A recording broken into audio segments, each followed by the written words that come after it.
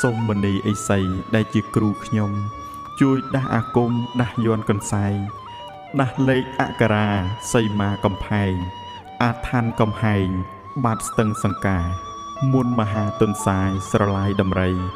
បាំងចុកបាំងវាយបាំងទាំងដួងខាមុនបំបាំងកាយគួយតាមស្រងាអញ្ជើញគ្រូស្នេហ៍លិនថោងសារិកាគ្រូសក់កណ្ដាញ់ទាំងតូចទាំងធំ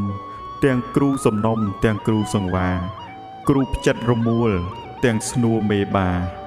អរិយអ្នកតាដំឡើងរាសីពួកមរេងគង្វាលនិងព្រីកមាក្រមួនគោបាព្រីក្បាល8ម្ចាស់ភូមិម្ចាស់ស្រុកដែលមានបារមីរួមកម្លាំងដៃនិងឥសីមនីប៉ែតដានសានដានសាដោះបញ្ហាថ្លែងវិជាការសម្ដែងរិទ្ធី